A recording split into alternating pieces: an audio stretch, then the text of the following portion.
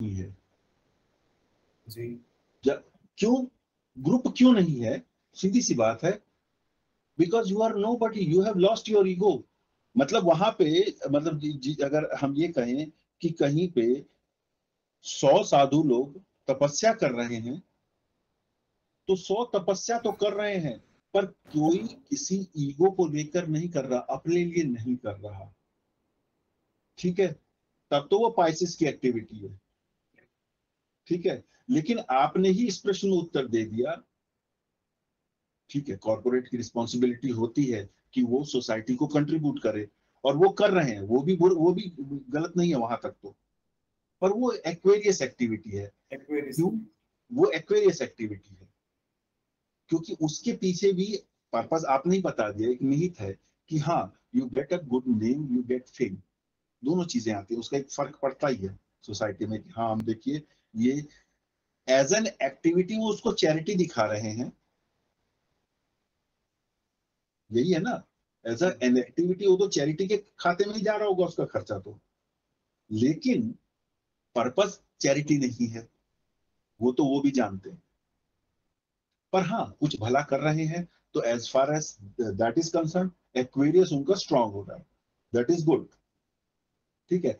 हाँ, अगर ये अपनी कंपनी का, अपने ऑर्गेनाइजेशन का, अपने, जिसे कहते हैं ना कि अगर ये गुप्त दान होता, कोई भी ऐसा इंस्टीट्यूशन जो चल रहा है, वहां पे ये सिर्फ साइलेंटली वॉच करते और उसको हिडन फंडिंग करते रहते, मान लीजिए, वो पाइसिस होता, जहां पे मेरी कोई आइडेंटिटी नहीं रह जाती। As long as identity is there, best state क्या हो सकती है? एक्वेरियस तक हो सकती है। इसीलिए जो सच्चा संत होता है, जो महापुरुष होगा, वो हमेशा ग्रेटिट्यूड शो कर रहा होगा, नहीं मैंने नहीं किया, ये तो करने वाला भगवान है। आप समझ रहे हैं उस लैंग्वेज का अंतर? कॉर्पोरेट इस चीज को पब्लिश करता होगा कहीं ना कहीं, as a part of social responsibility या as part of a charitable activity, कहीं ना कहीं इस चीज को हाईलाइट जरूर करेगा। लेकिन जो सन्यासी है, जो समाज, जो वास्तविक सेवा भाव रखने वाले व्यक्ति कोई भी है, वो क्या करता है? वो कहता है जी मैं कुछ नहीं कर रहा हूं, I am not doing anything, I am just the instrument. ये जो थॉट है, ये पाइसिस थॉट, ये फर्क है दोनों में। तो जो ये थी बात कि इवॉल्व होना है, तो इसमें इवॉल्व करने के लिए होता क्या है? यदा यदा हि धर्मस्य ग्लानिर्भवति भारत, अभ्युत्थानम अधर्मस्य तदात्मानं सृजाम्यहम्। ऑर्डर जब बिगड़ता है, अर्थात जो चीजें हैं जैसी होनी चाहिए, जो अपलिफ्टमेंट होनी चाहिए, वो नहीं होती, तो डिवाइन पावर भी वहां पर अपना रोल प्ले करती है, तो भगवान अवतार लेते हैं। और पहला अवतार मत्स्य अवतार था।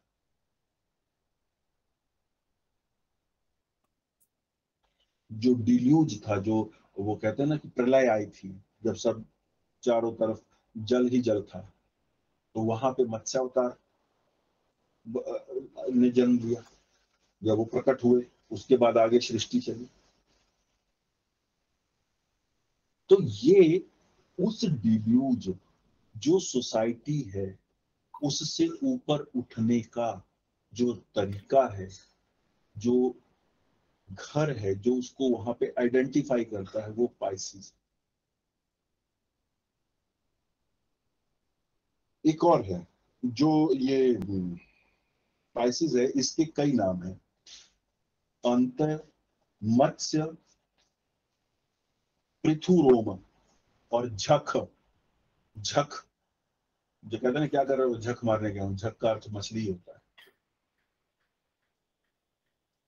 शायद एक आध को नहीं पता हो तो बता दूं, जो कहते हैं ना कि झक मार रहे हैं, हाँ, झक झक मतलब means होता है fish, मछली, correct.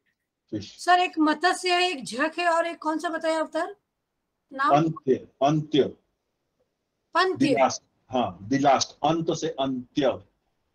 अंत्य। हाँ, और एक है पृथु रोम, पृथु रोम। पृथ्वीरोम। हाँ एक झक, एक मत्स्य, एक अंत्य और एक पृथ्वीरोम, 4 है। हाँ हाँ।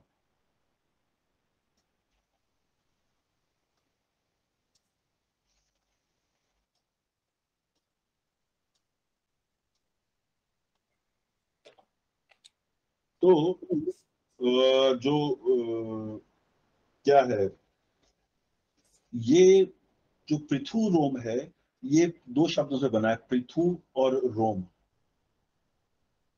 पृथु का अर्थ होता है, पृथु से पृथ्वी बना है, और ये अग्नि के पोते माने जाते हैं पृथु, ऐसा कुछ है। तो अभी हुआ क्या कि जो अग्नि के पुत्र थे वो थोड़े से नकारात्मक थे, पूजा पाठ यज्ञ जप आदि इत्यादि, मतलब उन्होंने अपने समय में बंद करवा दिए कि कोई यज्ञ इत्यादि नहीं होगा। तो जो उनकी संतान थी पृथु, वो मतलब वो चाहती थी कि ऐसा हो। तो कहानी कुछ ऐसी है कि लोगों ने उनको मारा वगैरह और हत्या कर दी। जो रोकता था पिता, मतलब अग्नि का जो पुत्र रोकता था हवन इत्यादि को, उसी को मार वगैरह दिया गया। और उसका जब उसकी दाई भुजा, राइट हैंड को खींच के शरीर से अलग कर दिया गया, और उसके एक रोम से आगे का कार्य आरंभ हुआ, ऐसा कुछ है। मतलब मैं उसको थोड़ा सा सही से याद नहीं हो पा रहा, पर फिर भी कुछ ऐसा है। तो यानी कि पृथु के रोम से जो चीज उत्पन्न हुई वो पृथु रोम थी। कहने का अर्थ यहाँ पे है कि somebody died या somebody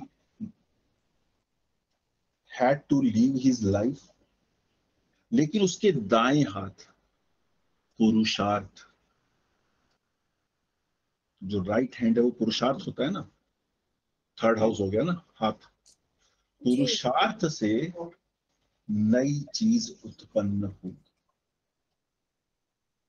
यानी कि ये जो हाउस है, यहाँ पे जब व्यक्ति पुरुषार्थ करता है तो नेक्स्ट लेवल जनरेट होता है उसका भी। इसीलिए कहते हैं कि बुढ़ापे में राम नाम ले लो, आगे का जन्म सुधर जाएगा। यानी कि हम 12th हाउस में जब पुरुषार्थ करते हैं, और वहां पे मैं के लिए नहीं करते,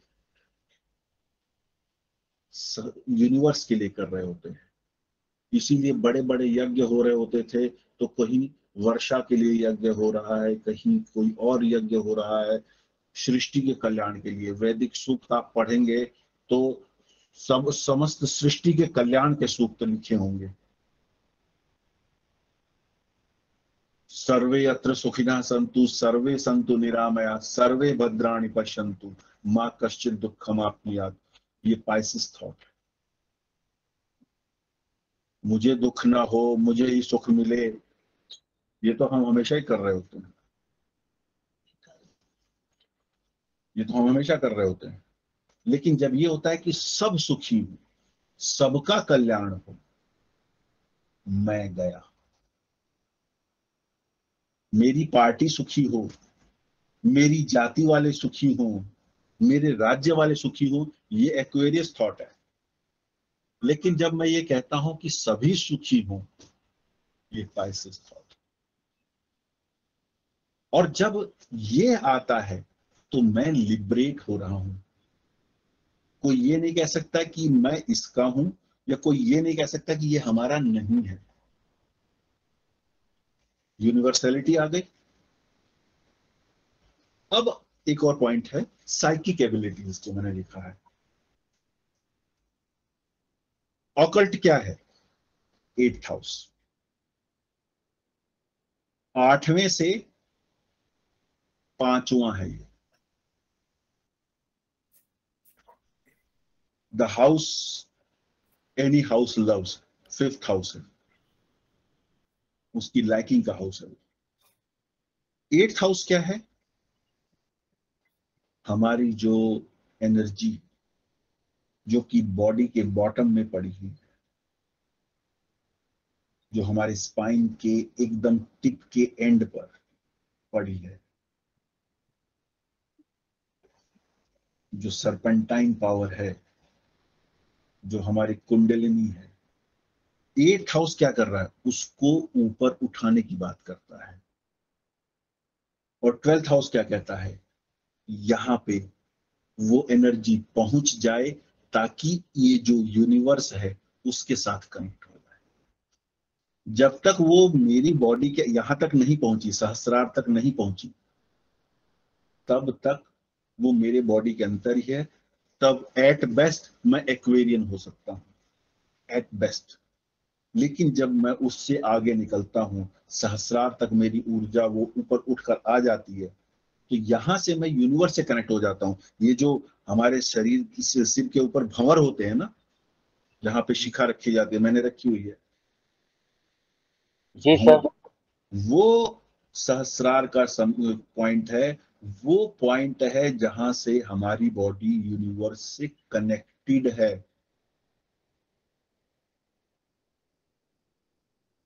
ये वो पॉइंट है जो भंवर होते हैं बालों में, सर में, वो उस पॉइंट को इंडिकेट करते हैं जो जहां से हमारी बॉडी यूनिवर्स के साथ, इस एक्सटर्नल वर्ल्ड के साथ, इस कॉस्मोस के साथ कनेक्टेड है। तो हमारी जो ऊर्जा है 8वें हाउस की, ऑकल्ट की, वो 8th हाउस से राइज होना शुरू करती है। 9th हाउस उसको गाइड करता है। 10th हाउस में आके वो एक कॉन्फ्लिक्ट को भी एक्सपीरियंस करती है, बट स्टिल 9th हाउस का इफेक्ट होता है, वो पुश करता है। 10th हाउस में आके अपनी ईगो इसीलिए वो छोड़ देता है और ग्रुप ईगो के साथ अलाइन होता है। और 12th हाउस में वो यूनिवर्स के साथ अलाइन हो जाता है और इवन बिगर पर्पस।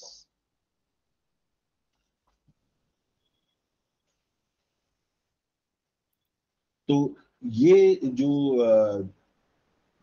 ट्रांजिशन है, ये ऑकल्ट से लिबरेशन तक का, 8th हाउस से 12th हाउस तक का। 8th house is house of pain, 12th house is house of liberation. Pain खत्म।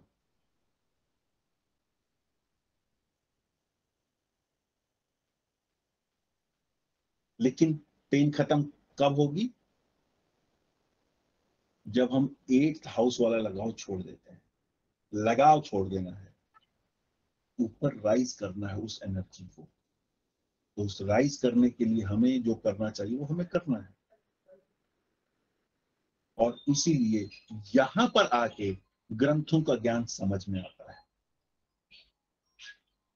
और एक्वेरियस तक हम रटन तोते हो सकते हैं।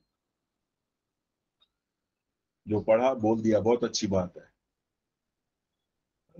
हर व्यक्ति संसद में बहुत अच्छी बात बोल रहा होता है। आजकल तो खैर गधे घोड़े भी कुछ भी बोल दे रहे हैं, लेकिन फिर भी सपोजिटली किसी भी पंचायत में एक इंटेलिजेंट बात होनी चाहिए। वो एक्वेरियस है। पर उससे आगे बढ़कर, उसका सार समझकर, बोलने के लिए नहीं बोलना है, समझ के अनुभव करके जब बोलना है, वो पाइसिस में जाता है।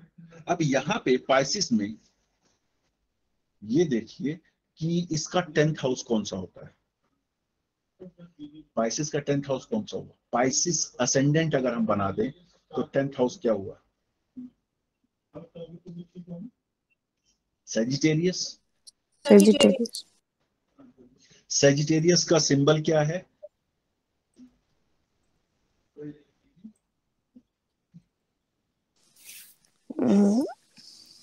सर निशान वो है धनुष ऊपर लिए में। हुए धनुष लिए हुए। घोड़े पे। हाँ, आगे की तरफ या ऊपर की तरफ। जी। ठीक है ना? तो सेजिटेरियस क्या है? धर्म, ट्रेडिशन, फिलॉसफी, गुरु, ठीक है ना, पिता, पर हम धर्म मानते हैं। धर्म मतलब कि गाइडेंस, राइटफुल गाइडेंस। वो एम करता है आगे की तरफ या ऊपर की तरफ। और किसी भी हाउस का फोर्थ हाउस क्या होता है? सुख भाव होता है, सुख मदर होता है, भाव। और उसका घर होता है, घर उसका में। घर होता है ना। जी, तो जो धर्म हम सेजिटेरियस में पढ़ते हैं वो रिसाइड कहाँ करेगा? धर्म कहाँ फोर्थ हाउस। सुख अनुभव करता है? स्पाइसेस में करेगा। पाइसेस में। इसीलिए सन्यासी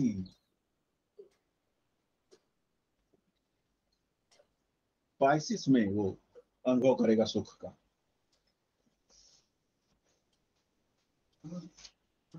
अब एक चीज और,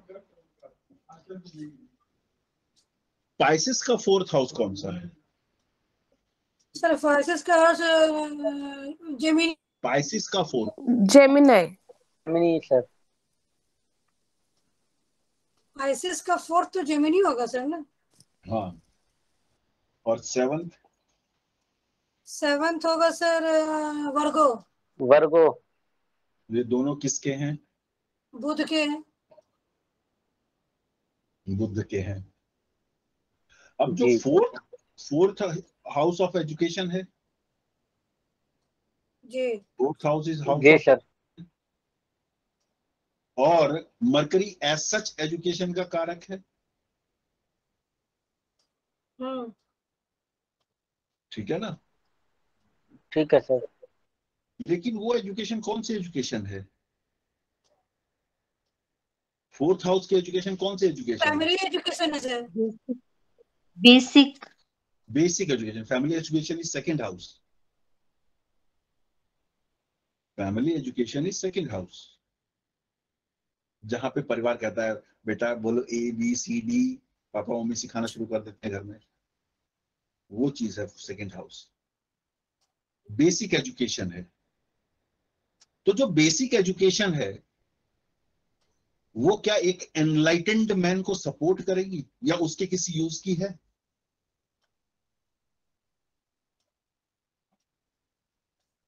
बताइए। नहीं। क्या पूछा सर आपने? जो बेसिक एजुकेशन है, ABCD, A फॉर एप्पल, गाय के ऊपर प्रस्ताव लिखो, द टेबल द चेयर के बारे में लिखो, नहीं, फॉरेन उसके लिए पेपर मैटर नहीं क्या था, करेगा। क्या ये बेसिक एजुकेशन उस एनलाइटेंड व्यक्ति के लिए किसी काम की है? पाइसेस के लिए नो सर। नहीं है। नहीं सर। के लिए पाइसेस में मरकरी डेबिलिटेटेड होता है, कोई यूज ही नहीं है। यार ये तो बच्चों वाली बातें हैं, तो मेरे को पता है, इन सब से तो लड़ झगड़ के तो ऊपर उठाऊं मैं।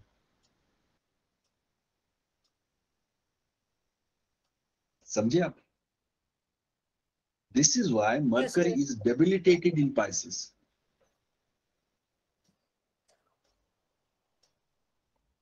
सैजिटेरियस में नहीं है डेबिलिटेटेड।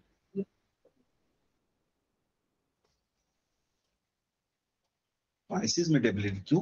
क्योंकि यहां पर आप अलग लेवल पे चले गए, सो टू से।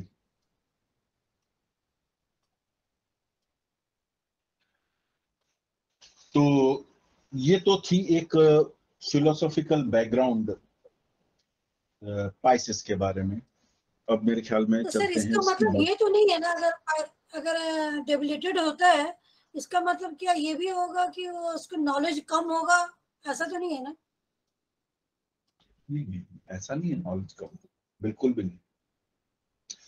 समझने की जरूरत ये है कि आपको करना क्या है। ये बिल्कुल वैसा है कि बुद्धिजीवियों के बीच में जैसे क्या होता है ना,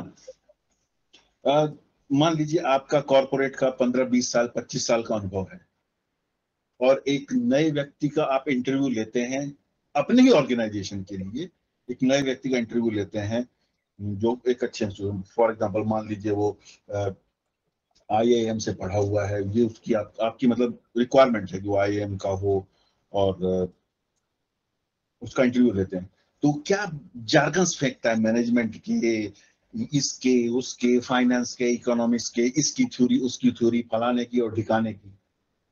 तो जो 25 साल पुराना अडानी या अंबानी या टाटा जो 50 साल से इसी में है, for them yes, as an interview it's all fine, पर प्रैक्टिकल वर्ल्ड में कैसे फिट करोगे ये तुमको देखना पड़ेगा। थ्योरी नहीं काम आएगी एकदम, या उस थ्योरी को कैसे फिट करना है इसके लिए बहुत अनुभव लगाना पड़ेगा। ऐसा होता है कि नहीं होता? जी सर। जी सर, होता है। ठीक है ना। यही चीज है कि वो जो बेसिक नॉलेज है वो उस एक्सपीरियंस्ड व्यक्ति के लिए कोई मजेदार चीज नहीं है। इसीलिए जो बहुत अच्छे और बहुत बड़े ऑर्गेनाइजेशंस हैं, जब वो किसी टॉप पोजीशन के लिए किसी व्यक्ति को इंटरव्यू करते हैं तो वो क्या पूछेंगे, टेल अस 1 2 3 या वॉट एवर, जो भी उनका तरीका है, सम ऑफ योर सक्सेस स्टोरीज। क्या आपने चैलेंज फेस किया और कैसे उसको रिजॉल्व किया। यहां पे क्या वो देख रहे हैं, ये कितना मैच्योर है, कितना नॉलेज है, वो एक चीज है। भाई वही हवाई जहाज थी, वही सरकार है, वही संविधान है, वही डिफेंस आर्मी है, वही IAS है, वही सड़क मंत्रालय है। 2014 और 2014 से पहले में से अब और 2014 से पहले में अंतर क्या है कि जो लीड कर रहा है वो यहां से कैसा है, ये कितना खुला हुआ है, ये कितना एनहांस हो गया है, कितना डेवलप हो गया है।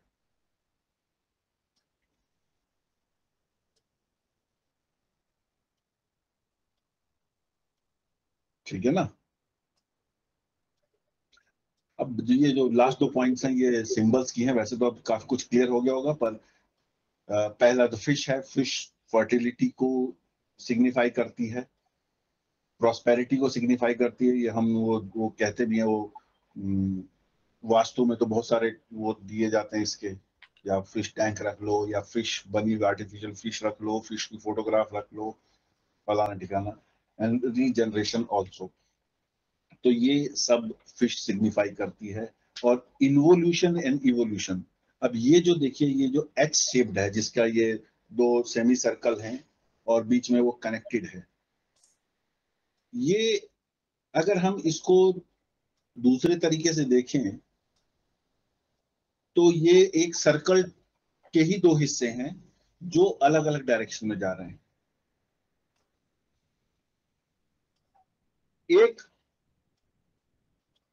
चीज समाप्त हो रही है, इन्वोल्यूशन हो रहा है, और दूसरी आगे इवॉल्व हो रही है। जो लेफ्ट हाफ रिवर्स सी है उसको हम इन्वोल्यूशन कह दे सकते हैं कि एक चीज समाप्त हो रही है, अंदर की तरफ जा रही है, और दूसरी ओर से वो बढ़ना शुरू हुआ, इवॉल्व हुआ। यानी कि आपने एक चैप्टर ऑफ लाइफ, एक चैप्टर ऑफ एक्सपीरियंस, एक chapter of interaction with the given environment complete कर लिया है और नेक्स्ट पे जा रहे हैं। ये इसके सिंबोलिज्म है मोटा मोटा। पाइसेस बीन जल तत्व है, मोक्ष ये भाव है। लॉर्ड जुपिटर है, डायरेक्शन नॉर्थ। कलर इसका ब्लू या स्मोकी है, धुएं जैसा। नंबर इवन है, मूवेबिलिटी ड्यूअल है, एनिमल फिश और वाटर एनिमल्स हैं। वर्ण ब्राह्मण है।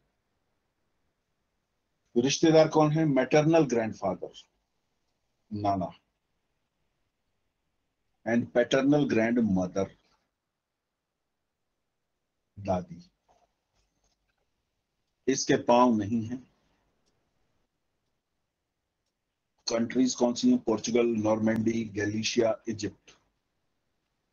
जेंडर फीमेल है, गुण सात्विक है, राइजिंग बोथ वेज है, उभयोदय मैंने बताया था। एक्सॉल्टेशन क्या है? वीनस एक्सॉल्टेड है। डेबिलिटेशन मरकरी का है। Body part feet. नक्षत्र पूर्व भाद्रपद, उत्तरा भाद्रपद और रेवती। और रेवती इज दी लास्ट नक्षत्र। सर कंट्री में इजिप्ट है और नीदरलैंड है।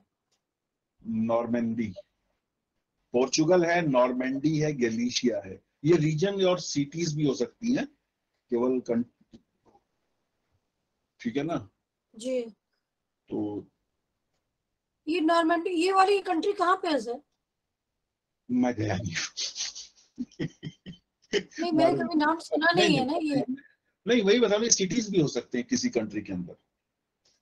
अच्छा। ठीक है ना? तो मैंने इसकी ज्योग्राफी में मैं खुद नहीं गया हूँ कि उसकी डिटेल्स में। मैं सिर्फ एक रेफरेंस के लिए, कम से कम आप कंट्रीज तो लिख सकते हैं, पोर्चुगल और इजिप्ट। नहीं, गैलिसिया तो सुना है। ठीक। गैलिशिया सुना है? चलिए ठीक है, नॉर्मैंडी इंटरनेट पर सर्च कर लिया जाएगा, और क्या। भैया एक बात बताओ जी। कि जैसे मतलब बड़ा अगर 12th जैसे ये पाइसेस है, इसमें सब बंदा छोड़ छाड़ देता है और बिल्कुल नॉट दैट मटेरियलिस्टिक, तो फिर वीनस का रोल कहाँ आता है? अगर हम वीनस तक का इंतजार करेंगे तो ज्यादा अच्छा रहेगा। ओके, क्योंकि वीनस, ओके ओके ठीक है। जब हम उस प्लेनेट को करेंगे ना, तब हम समझेंगे। वैसे मैं बता देता हूं, एक सिग्निफिकेशन आप समझ लीजिए एक्सॉल्टेशन। ये हम जानते हैं कि 12th हाउस स्पाइसेस से कनेक्ट होता है कालपुरुष की कुंडली में। 12th हाउस हॉस्पिटलाइजेशन का है। हाँ जी। Venus 12th house recovery from the illness भी है। ठीक है, recovery from the illness. Shukracharya के पास वह विद्या थी जो देव गुरु बृहस्पति के पास नहीं थी। वह थी मृत संजीवनी। मृत संजीवनी।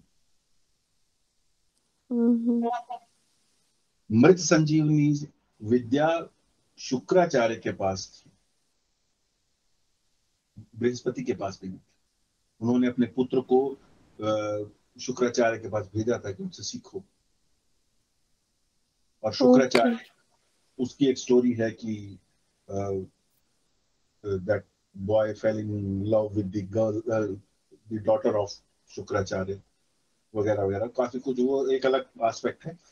यहाँ पे जो नटशेल में मैं कहना चाह रहा हूँ कि ये जो शुक्राचार्य हैं, यानी कि Venus is not only love and luxury, it is the most potent medicine for the recovery from the death inflicting situations. Okay. 12th house is death. Venus can bring you back from there. It is the power of Venus. That is why Venus is exalted. Okay, that is the reason Venus को हम healing और उससे भी करते हैं कि अगर healer बनना है तो Venus should be strong. Yes, इसीलिए वीनस।